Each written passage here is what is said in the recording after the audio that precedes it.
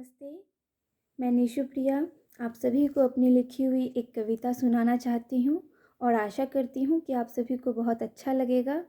अनुरोध है कि आप सब ध्यान से सुनिएगा क्योंकि ये सिर्फ एक कविता नहीं है, ये मेरे दिल की आवाज़ है।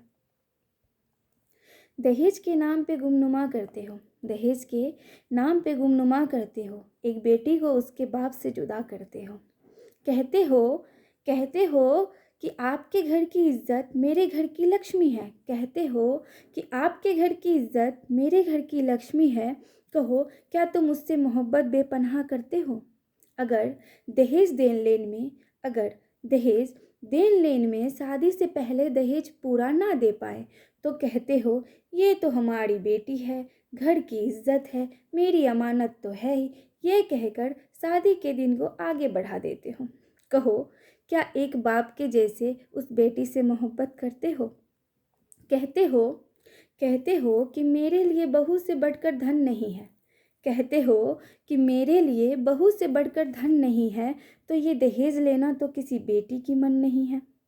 अगर बेटा कहे मुझे लड़की अच्छी चाहिए, अगर बेटा कहे कि मुझे लड़की अच्छी चाहिए, जब उससे भी कहो कि लड़की तो अच्छी है, अब कहो कैसी चाहिए, तो सबसे पहला आंसर होता है लड़की एजुकेटेड चाहिए, लड़की सुंदर चाहिए, लड़की सुशील चाहिए, घर को समझने वाली चाहिए।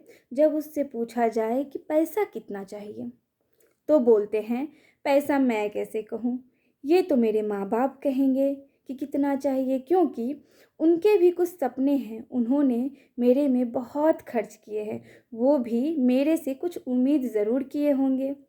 अजीब सी दास्तां है इनकी, ये पैसा लड़की सब लेंगे और फिर भी लोगों में ही गुम रहेंगे। ना जीना, अब क्या कहोगे और क्या सुनोगे, क्या कहोगे और क्या सुनोगे? आज एक बेटी कहती है ज़रा ध्यान से सुनना। किसी के घर की इज्जत हूँ मैं, किसी के घर की इज्जत हूँ मैं, किसी के घर की लक्ष्मी हूँ मैं। किसी के घर की इज्जत हूँ मैं, किसी के घर की लक्ष्मी हूँ मैं। जो मुझे लेने आया है, जो मुझे लेने आया है, ज़रा बता क्या तेरी ज़रूरत हूँ मैं? अगर हूँ तो फिर ये पैसों के कारण रिश्ते कैसे टूट जाते? अगर हूँ तो ये पैसों के कारण शादी के दिन आगे कैसे बढ़ जाते? अगर हूँ तो बेटियों के बाप को जलील कैसे कर जाते? अगर हूँ तो हमारी मजबूरियों को क्यों समझ ना पाते? अरे हमारे भी कुछ सपने हैं, हमारे भी कुछ सपने हैं, हम भी वहीं से आए हैं जहाँ से आपने अपने वंश को पाए हैं। 9 महीने जैसे एक बेटे को कोख में रखकर माँ जन्म देती है, हम भी वही कोख में रहकर आए हैं। ये कैसे भूल जाते हो, बेटा वंश है तो बेटी अंश है। ये तो हर स्कूल की दीवारों पर लिखा होता है, बेटी पढ़ाओ बेटी बचाओ, और हर जगह लिखा होता है दहेज लेना गुनाह है। कैसे कहूँ कि एक बेटी पर क्या बीता करती है, कैसे कहूँ कि एक बेटी पर क्या बीता करती है, वो अपने माँ बाप से जुदा हो कैसे जिया करती है, वो अपने माँ बाप से जुदा हो कैसे जिया करती है। कैसे कहूँ कि हमसे भी हमारे माँ बाप उम्मीदें करते हैं, कैसे कहूँ कि हमसे भी हमारे माँ बाप उम्मीदें किया करते हैं। अरे बेवकूफ़, इसीलिए तो इतने हाई एजुकेशन दिया करते हैं। कैसे कहूँ कि हम कैसे अपनी इज्जत बचाते हैं, कैसे कहूँ कि किस हक से हम घर की लक्ष्मी कहलाते हैं। पैसों के कारण रिश्ते तोड़ जाते हो, बीच सफ़र में होने वाली बहू को छोड़ जाते हो, और कहते हो कि आपकी बेटी हमारी बेटी है। कहो क्या अपनी बेटी जैसी बहू से मोहब्बत कर पाते हो?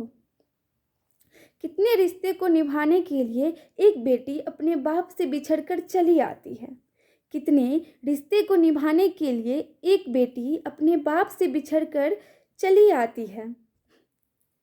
खुशी खुशी सबको अपना बनाती है, खुशी खुशी सबको अपना बनाती है। कहो क्या ये करना सही है कि चंद पैसों में तुम ऐसे ही किसी की बेटी को तौलाते हो?